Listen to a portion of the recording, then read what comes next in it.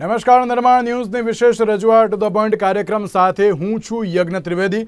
દર્શક મિત્રો, આજે ટુ ધ પોઈન્ટ કાર્યક્રમમાં ચર્ચા વિચારણા કરવા જઈ રહ્યા છે ગુજરાતના હવામાનને લઈને. ગુજરાતનું હવામાનમાં જ્યારે જોવા જઈએ તો આવતા આગામી 7 દિવસમાં વરસાદી માહોલ જોવા મળે તેવી શક્યતાઓ વર્તાઈ રહી છે. વાવાઝોડાની પણ સંભાવનાઓ વ્યક્ત કરવામાં આવી રહી છે. ગરમીનું જોર થોડું ઘટશે તેવી પણ બાબત અત્યારે હાલ તો જે યથાવત જોવા મળી રહી છે. તો બીજી બાજુ માછીમારોને દરિયો ન ખેડવા માટેની પણ સૂચના આપવામાં આવી છે. ત્યારે ગુજરાતનું હવામાન કેવું રહેશે, કેવા પ્રકારની પરિસ્થિતિ જોવા મળશે તે તો એક સવાલ છે, પણ તેની સાથે જ્યારે ગુજરાતની બાબત જોવા મળતી હોય, હજુ સુધી તો નૈઋત્યનું ચોમાસું હજુ સુધી આવ્યું નથી, પરંતુ તેની પહેલાં ચોમાસાની સંભાવના વ્યક્ત કરવામાં આવી રહી છે. વાવાઝોડાની સંભાવના પણ વ્યક્ત કરવામાં આવી રહી છે. ત્યારે શું માહોલ જોવા મળશે, તમામ બાબતોને લઈને ચર્ચા વિચારણા કરીશું. ચર્ચા વિચારણા કરવા માટે અમારી સાથે જોડી ગયા છે હવામાન નિષ્ણાત અંબાલાલભાઈ પટેલ. જી અંબાલાલ કાકા, સૌથી પહેલાં તો આપનું સ્વાગત છે. આભાર જીટીપીએલમાં આપનો. જી અંબાલાલ કાકા, સૌથી પહેલો સવાલ એ કે અત્યારે હાલ તો એક વરસાદી સિસ્ટમ સક્રિય બને તેવી સંભાવના વ્યક્ત કરવામાં આવી છે. આગામી દિવસમાં વરસાદી માહોલ ગુજરાતમાં કેવા પ્રકારનો જોવા મળશે? આગામી દિવસમાં જોવા જઈએ તો લગભગ હવામાનમાં મોટો પલટાવ આવી રહ્યો છે અને આ પલટાવના કારણે મુંબઈથી ગોવા સુધીના ભાગોમાં એક સિસ્ટમ બનવાની શક્યતા રહી છે અને આ સિસ્ટમ લગભગ 22 તારીખ આસપાસ બનવાની શક્યતા રહી છે અને 22 તારીખમાં આ સિસ્ટમ બનતા આ સિસ્ટમ વધારે સક્રિય થતા લગભગ વાવાઝોડામાં તબદીલ થવાની શક્યતા રહેશે અને તારીખ 24 થી 28માં એક ચક્રવાત બનવાની શક્યતા રહેશે. સમુદ્ર જાણે વલોવાતો હોય તેવું જણાશે અને સાગર કાંઠે ભારે પવનો ફૂંકાશે. લગભગ 100 કિલોમીટર પર અવરના પર કલાકના પવનો ફૂંકાવાની શક્યતા રહી શકે છે અને લગભગ ત્યારબાદ જોવા જઈએ તો ક્યારેક 150 કિલોમીટર થઈ શકે અને સાગર જાણે વલોવાતો હોય એવું જણાશે. પરંતુ તારીખ 24 થી 28માં આ જે વાવાઝોડું જે છે એ હજુ હવામાન ખાતે પુષ્ટિ કરી નથી, પરંતુ અન્ય બાબતો જોવા જઈએ તો આ બાબતમાં કેટલાક પરિબળો જેમ કે એમજીઓ અને બીજા પરિબળો કઈ પોષક છે, એટલે વાવાઝોડું બનવાની શક્યતા છે અને વધારે ઇન્ટેન્સિફાઈ થઈ અને તારીખ 28 સુધીમાં મુંબઈ મહારાષ્ટ્ર ભાગોમાં 15 થી 20 ઇંચ જેવો વરસાદ ખાબકી શકે તેમ છે. આવકના વરસાદમાં પણ ભારે અતિ ભારે વરસાદ થવાની શક્યતા રહે છે. ક્યાંક જળબંબાકારની સ્થિતિ બનશે, ક્યાંક નદીઓમાં નાની નદીઓમાં પૂર આવવાની શક્યતા રહે છે અને છેક દક્ષિણ ગુજરાતથી છેક પશ્ચિમ મુંબઈ સુધીના ભાગોમાં ભારેથી અતિ ભારે વરસાદ થવાની શક્યતા ગણી શકાય. દક્ષિણ સૌરાષ્ટ્રના ભાગોમાં ભારે વરસાદ થવાની શક્યતા ગણી શકાય અને લગભગ જુનાગઢ, અમરેલી, ભાવનગર, વેરાવળ ભાગોમાં ભારે વરસાદ થશે. પશ્ચિમ સૌરાષ્ટ્રના ભાગોમાં ભારે વરસાદ થવાની શક્યતા રહેશે. આ ઉપરાંત વડોદરા, આણંદ વગેરે ભાગોમાં વરસાદ થવાની શક્યતા રહેશે. જો કે આ વરસાદ જે છે એ ખાસ તો દક્ષિણ ગુજરાતના ભાગોમાં અને સૌરાષ્ટ્રના કેટલાક ભાગોમાં ભારે વરસાદ થવાની શક્યતા રહેશે. વરસાદ ગાજવીજ અને આંધી વંટોળ સાથે થવાની શક્યતા રહેશે. અને ત્યારબાદ જોવા જઈએ તો લગભગ બનાસકાંઠાના ભાગો, પાલનપુરના ભાગો, મહેસાણાના ભાગો, કચ્છના ભાગો, પંચમહાલના ભાગો, અરવલ્લીના ભાગો અને મહીસાગરના ભાગો, તાપી નર્મદાના ભાગો, ભરૂચના ભાગો, લગભગ મોટા ભાગના ભાગોમાં વરસાદ થવાની શક્યતા રહેશે. પરંતુ આ વરસાદના કારણે પવનની ગતિ વધારે છે, એટલે વીજળીના થાંભલા વગેરે પડી જવાની શક્યતા થાય ત્યારે જનધને કાળજી રાખવી, કારણ કે ઝાડ નીચે જ્યારે ગાજવીજ થતી હોય ત્યારે ઉભા રહેવું સારું નહીં.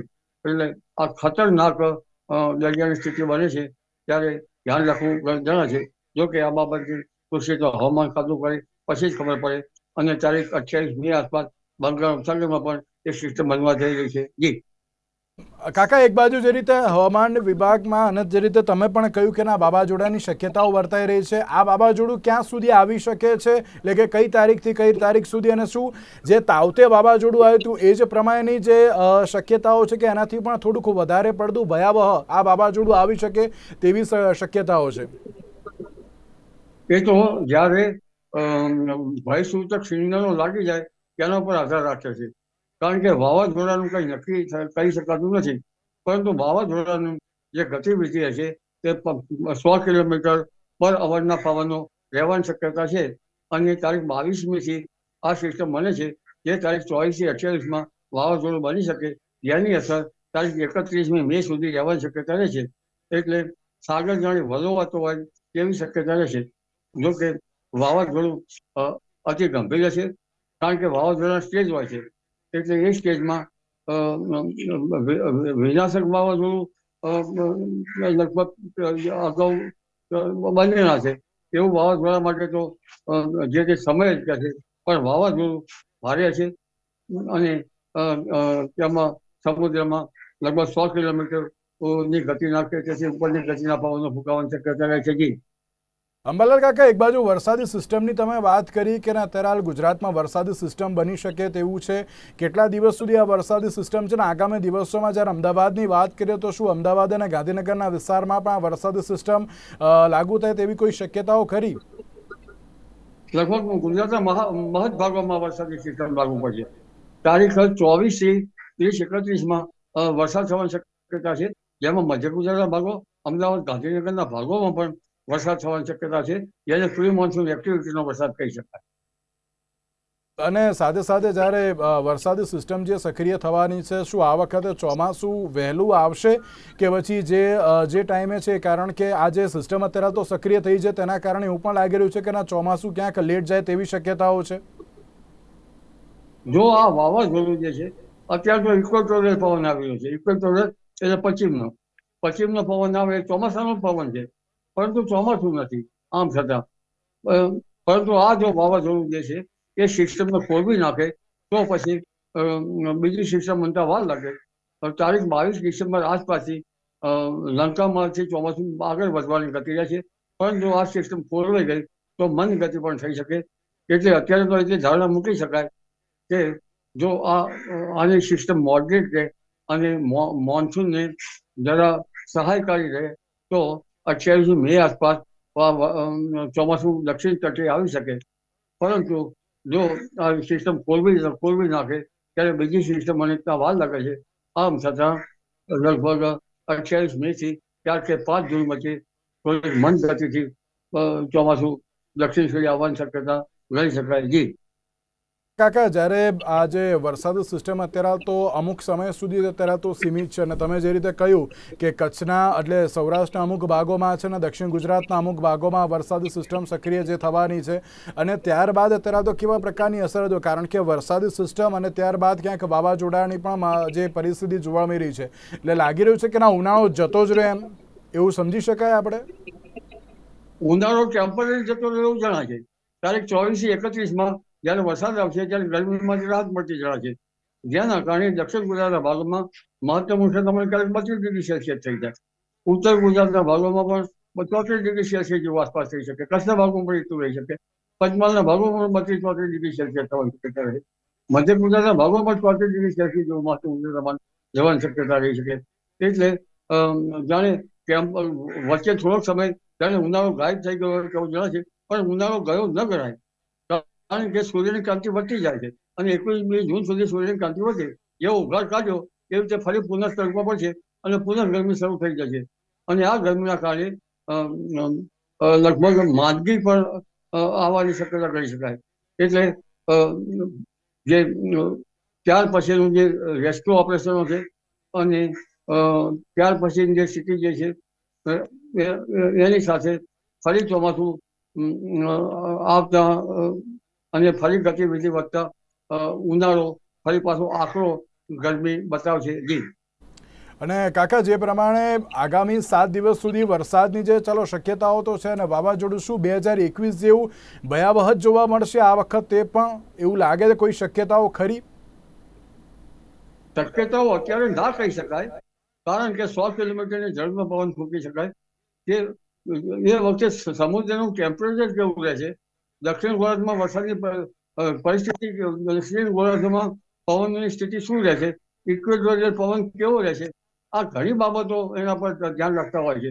માત્ર SST એટલે સી ટેમ્પરેચર ઉપર એનો આધાર રાખી શકાય નહીં, પણ આમ છતાં એટલું કહી શકાય કે આ સિવિયર સ્ટોર્મ કદાચ ન પણ બની શકે અને જરા ભારે ખતરનાક વાવાઝોડું બની શકવાની શક્યતા ગણી શકાય. જી બિલકુલ. અને અંબાલાલ કાકા, એક છેલ્લો સવાલ કે જે અત્યારની આ પરિસ્થિતિ જોવા મળી રહી છે કે જેમાં વાવાઝોડા સાથે વરસાદની જે અત્યારે તો પરિસ્થિતિ જોવા મળી રહી છે, શું લાગે છે કે આગામી દિવસોમાં જે વરસાદી માહોલ જે ગુજરાતનો છે એ આ વખતે સારો રહેશે? ખેડૂતો માટે આ વખતનું ચોમાસું સારું કહી શકાય? ચોમાસું સારું રહેવાની શક્યતા છે, બલકે અતિ ભારે વરસાદ કેટલાક ભાગમાં રહેવાની શક્યતા છે. પરંતુ આ સિસ્ટમ વરસાદને કેવો ખોલવી નાખે તેના પર આધાર રહેશે. જો વરસાદને ખોલવી નહીં નાખે તો ચોમાસું સારું રહેશે. પરંતુ ચોમાસું જે છે એ લગભગ શ્રીલંકાથી ઉપર પહોંચતા થોડી મંદ ગતિ કરી પણ નાખે. આમ ધારણા 28 મે આસપાસ કેરળ કાંઠે ચોમાસું પહોંચવાની શક્યતા રહે છે. હવે આ વાવાઝોડાની અસર પછી ચોમાસાની શું સ્થિતિ રહેશે તે તો જે તે વખતના હવામાનનો અંદાજ ઉપર આવવાની શક્યતા રહેશે. પણ એવી ગણતરી મૂકી શકાય કે 28 મે થી 5મી જૂન વચ્ચે કેરળ કાંઠે ચોમાસું આવી શકે તેવી સંભાવના ખરી. જી બિલકુલ બિલકુલ. અંબાલાલ કાકા, તમે અમારી સાથે જોડાયા અને હવામાનને લઈને જે પણ તમે વિગતો આપી તેના માટે આપનો ખૂબ ખૂબ આભાર. આપણે હવામાન ઉપર અત્યારે તો જે ચર્ચા વિચારણા કરી રહ્યા છે કે ક્યાંક આગામી સમયમાં વરસાદી માહોલ જોવા મળી શકે છે, તેમજ વાવાઝોડાની પણ શક્યતાઓ વર્તાઈ રહી છે. તો આ સાથે જે ડૉક્ટર ચિરાગ શાહ આપણી સાથે જોડી ગયા છે કે જે હવામાન નિષ્ણાત છે. ચિરાગભાઈ, આપનું પણ સ્વાગત છે ટુ ધ પોઈન્ટ કાર્યક્રમમાં.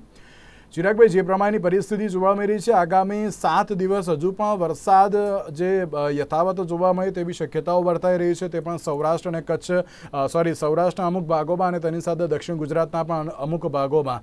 આપ તેને લઈને પણ શું કહેશો? અને પ્લસ જ્યારે આગામી સમયમાં 2021 જેવું વાવાઝોડા આવવાની જે શક્યતાઓ વ્યક્ત કરવામાં આવી રહી છે, અરબ સાગરમાં એક સિસ્ટમ પણ સક્રિય થઈ ગઈ છે, તેને લઈને પણ આપની પ્રતિક્રિયા.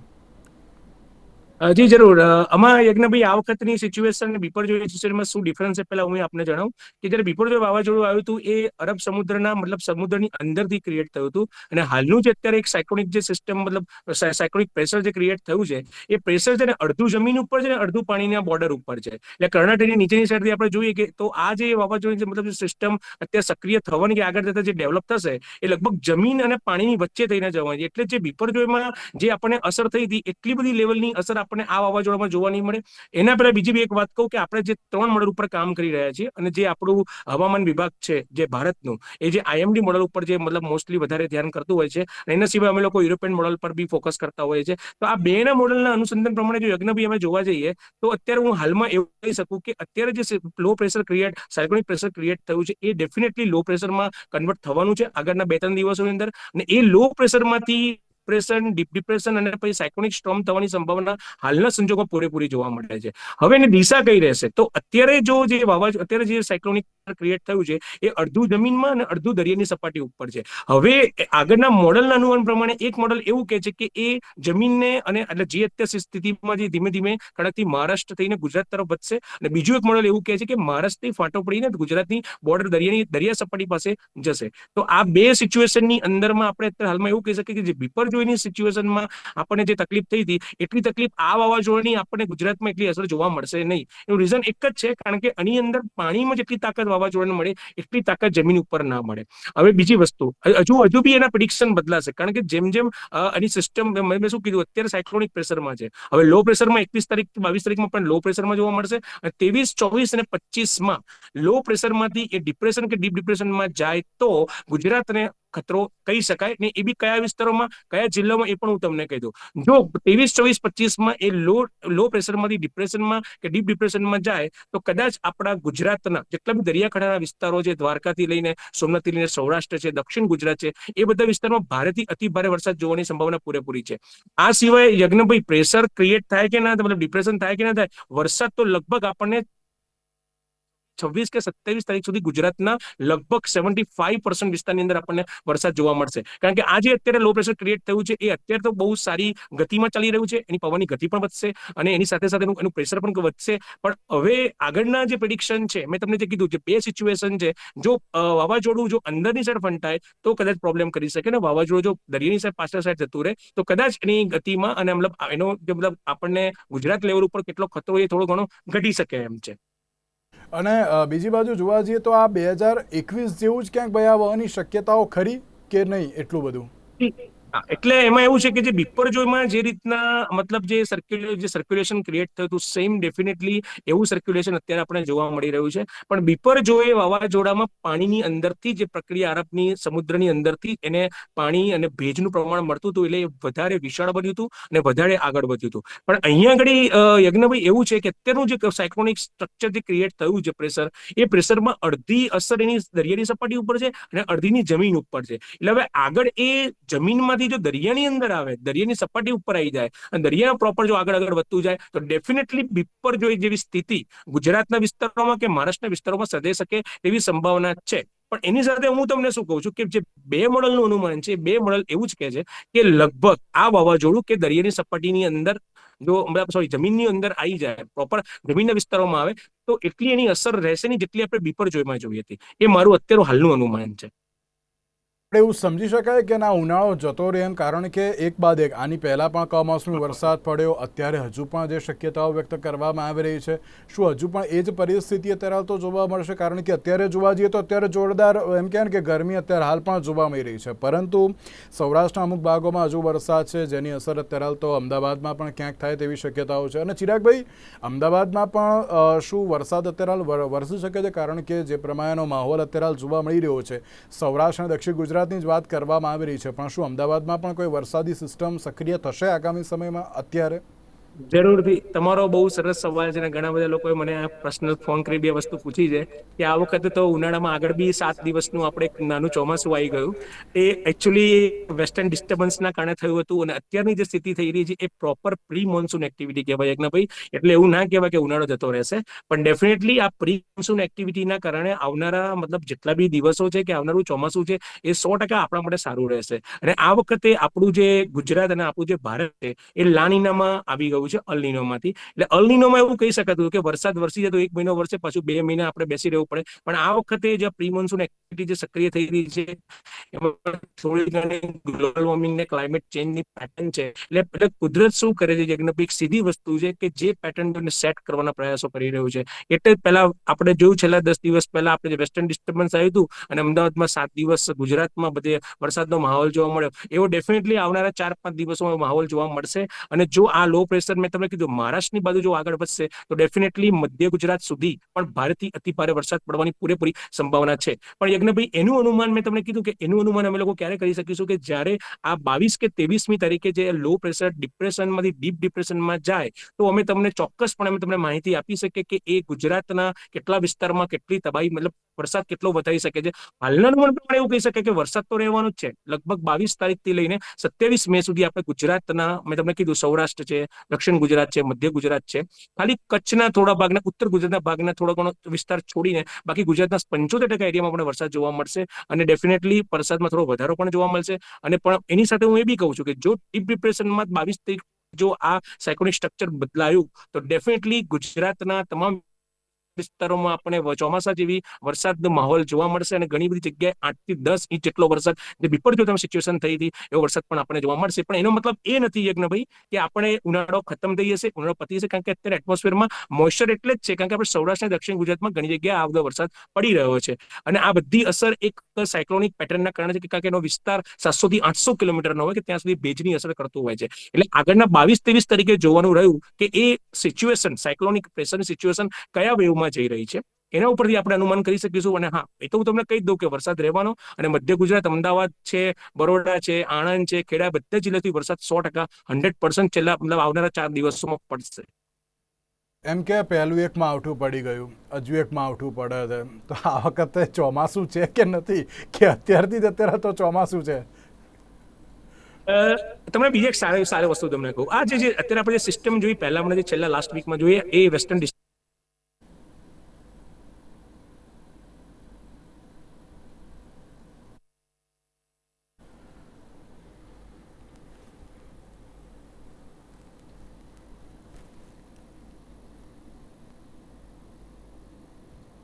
ખાડીમાં બી મોન્સૂન બચશે, પ્રી મોન્સૂન એક્ટિવિટી થશે, અને એ પ્રી મોન્સૂન એક્ટિવિટી થયા બાદ આપણને ગુજરાત કે મતલબ આપણા ભારતની અંદર ડેફિનેટલી મોન્સૂન સારું જોવા મળશે. હા, એટલે એવું બની શકે કે ઉનાળામાં જે દર વખતના ઉનાળા કરતા આ વખત આપણે થોડી ઉનાળામાં મતલબ ઘટ જોવા મળશે, કે ઉનાળો ઓછો જોવા મળશે. બાકી આખો મે મહિનો ધગધગતો હોય, જેની અંદર ઓલરેડી આપણે 7 દિવસ વરસાદનો માહોલ જોયો, અને આવનારા 5 દિવસમાં બી આપણે વરસાદનો માહોલ જોવાનો છે. પણ આ બધી એક કુદરતી અને ક્લાઇમેટિક કન્ડિશનની સિચ્યુએશન છે યજ્ઞભાઈ, જેના કારણે આપણને બધા માવઠાની અસરો જોવા મળી રહી છે. એટલે કુદરતી રીતના દ્રષ્ટિએ જોવા જઈએ તો તમે કોઈએ, હું બધા દર્શક મિત્રોને કહું છું, કોઈએ ડરવાની જરૂર નથી કે ના વાવાઝોડું એટલું સક્રિય, પણ હાલના સંજોગો એવું સક્રિય દેખાતું બી નથી કે ના એવું ચોમાસું પણ એવું જલ્દી બેસી નહીં જાય. હા, એવું કહી શકાય કે થોડું ઘણું ચોમાસામાં જે અમે લોકો આગાહી કરતા હતા કે લાનીના કારણે 4 મહિના પૂરેપૂરો વરસાદ રહેશે, એમાં આપણને કદાચ એવું બને કે થોડોક 15 કે 20 દિવસનો ઘટ આવી શકે, કાં તો વચ્ચે 15-20 દિવસનો બ્રેક આવી શકે, બીકોઝ આ 2 માવઠા આવી ગયા છે. પણ ચોમાસું સારું રહેવાનું છે. હજુ બી હાલમાં હું તમારા નિર્માણ ન્યૂઝના માધ્યમ દ્વારા કહું છું કે ડેફિનેટલી વરસાદ સારો પડશે, અને આ વખતે ગુજરાતની અંદર 100% વરસાદની આગાહી અમારા જેવા બધા જ હવામાન નિષ્ણાતો કરી કે અમે એક મોડલ ઉપર કામ કરી રહ્યા છીએ. પણ આ બધું જે થઈ રહ્યું છે એક ડિસ્ટર્બન્સ છે, આ એક અરબ સમુદ્રનું છે, પહેલા વેસ્ટર્ન ડિસ્ટર્બન્સ હતું, અને હજુ બંગાળની ખાડીની અંદર પણ એક એક્ટિવિટી જોવા મળી રહી છે. એ પણ આવનારા દિવસોની અંદર એક્ટિવ થઈને એક ચોમાસાની પ્રી મોન્સૂન એક્ટિવિટી થશે, અને પછી ચોમાસું પ્રસ્થાપિત થશે ગુજરાતની અંદર. સવાલ એટલે એવું કહી શકાય ખરી કે આ વખતે ગુજરાતના ખેડૂતો માટે બહુ સારા સમાચાર છે કે કોઈ વાંધો આ વખતના મોન્સૂનમાં નહીં આવે તેવું આ વખતે ચોક્કસ કહી શકાય ખરી આપણે? યજ્ઞભાઈ 100% હું તમને કહું છું, આ વખતે આપણા ગુજરાતને ચોમાસામાં સારામાં સારું આપણને વરસાદ જોવા મળશે. ખેડૂતો મિત્રોને બી બહુ સારો લાભ થશે. હા, હું એવું કહી શકું છું કે કોઈક જગ્યાએ, મતલબ આપણા આટલા મોટા ગુજરાતના આટલા બધા જિલ્લાઓમાંથી લગભગ 10% જિલ્લાની અંદર કોઈક માવઠાની અસર જોવા મળે, કાં તો અતિવૃષ્ટિ જેવો વરસાદ પણ જોવા મળે. એના સિવાય બાકીના 90% જિલ્લાની અંદર આપણને ચોમાસું પ્રોપર જોવા મળશે. કારણ કે આપણે લાનીનામાં છે. લાનીનાની એક સિસ્ટમ જ એવી છે કે આવડા નાના મોટા માવઠા આવતા રહે છે. ક્લાઇમેટિક કન્ડિશનના કારણે આવી પ્રક્રિયા ઉત્પન્ન થતી હોય છે. બનવાનું હોય ને જે ચોમાસું પ્રબળ થવું જોઈએ, જે આપણે કહેવાય પ્રવાસી પવનો જે ચોમાસું બનાવે છે બંગાળની ખાડીની અંદર, એ સિસ્ટમ હજુ પ્રોપર છે યજ્ઞભાઈ, ને બહુ સારી રીતના ડેવલપ થઈ રહી છે. એટલે એમાં લગભગ એવું કહેવાય છે કે 29 થી 30 મે ની અંદર સાઉથની અંદર જો એ પ્રી મોન્સૂન એક્ટિવિટી સ્ટાર્ટ થઈ જાય તો ડેફિનેટલી આપણે 15 જૂનથી 21 જૂનની અંદર આપણે ગુજરાતની અંદર સારામાં સારું ચોમાસું સત્ર બેસી જશે અને સારું ચોમાસું જોવા મળશે. એ હું આ નિર્માણ ન્યૂઝના માધ્યમ દ્વારા 100% કહીશ કે આ વર્ષે ડરવાની જરૂર નથી. વરસાદ બહુ સારો પડવાનો છે. આ જે બી માવઠા થઈ રહ્યા છે એક કુદરતી અને ક્લાઇમેટિક કન્ડિશનના કારણે આપણે અત્યારે જોઈ રહ્યા છીએ. ભાઈ, આપનો આભાર અમારી સાથે આ ચર્ચા વિચારણામાં જોડાવા માટે. દર્શક મિત્રો, કોઈ ચિંતાની વાત નથી. હવામાન નિષ્ણાત ચિરાગભાઈ આપણી સાથે જોડાયા હતા અને તેમણે જ કહ્યું કે આ વખતે ચલો આપણને સમર સારો એવું નથી, કારણ કે અમુક જે પહેલાં પણ કમોસમી વરસાદ જોવા મળ્યો હજુ પણ ક્યાંક જોવા મળશે, પણ આ વખતનું મોન્સૂન ઘણું સારું એવું છે. એટલે કે ખેડૂતોના માટે એક રાહતના સમાચાર કહી શકાય કે આ વખતે ઘણી સારી એવી પરિસ્થિતિ સર્જાઈ શકે તેમ છે. અને બીજી બાજુ જે આ કમોસમી વરસાદ છે તેની અસર લગભગ આખા ગુજરાતમાં અત્યારે હાલ તો વર્તાશે તેવી શક્યતાઓ તો વ્યક્ત કરવામાં આવી રહી છે. તો હવે જોવાનું રહ્યું કે આગામી દિવસોમાં ગુજરાતનું હવામાન કેવી રીતનું જોવા મળે છે. તો આજના વિશેષ કાર્યક્રમમાં મને આપશો રજા. નમસ્કાર.